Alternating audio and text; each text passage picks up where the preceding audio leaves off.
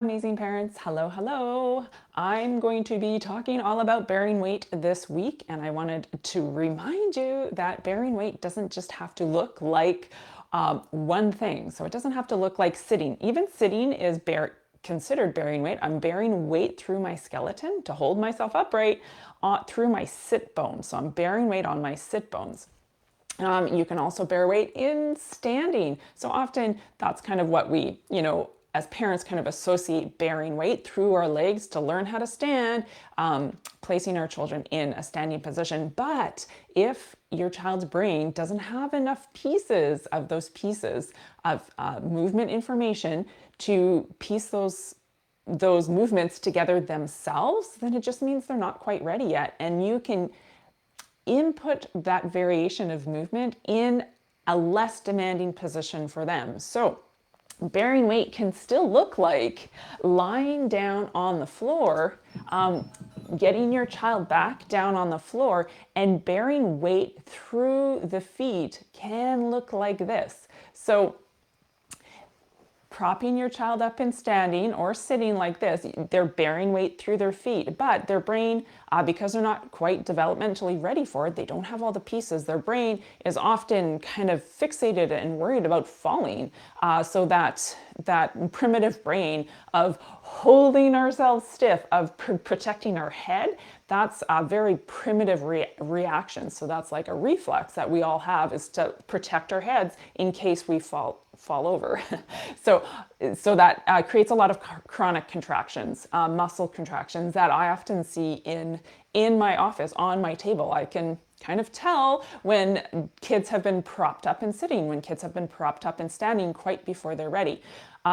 And often the reason is, there's various reasons why people put their kids in standing, and some of them are quite valid reasons for social interaction and sometimes for digestion. Sometimes you just have to, which is, I'm not knocking that, but I'm saying for their brains to collect the pieces of information, for them to be able to bear weight through their feet or through their sit bones, it doesn't have to be in standing. You can actually do it in a more available way by them lying down. So a safer, more available way for their brain to collect that experiences. So get your child back down on the floor. They can be lying down like this and pushing their feet through the floor. It can look like pushing their feet through your own body. Often I like this position the best here. So they're pushing up against me and scooting backwards. That is bearing weight. And you can have lots of fun with different variations of one foot,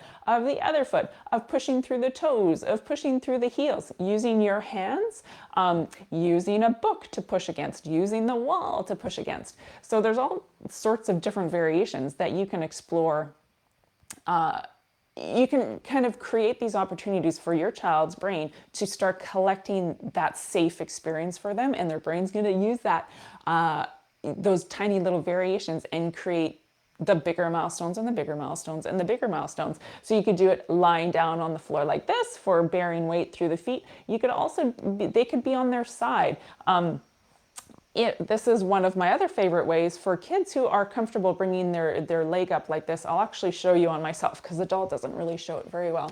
But this position right here, lying on their side, some kids are quite comfortable having their foot touch the floor here. I'll move back a bit. And this, if you watch what my foot is doing here and my toe is doing this, I'm bearing weight through my foot. I'm bearing weight through my toes to create a reaction in my body. So I'm pushing through my foot. The force is traveling through my leg into my hip.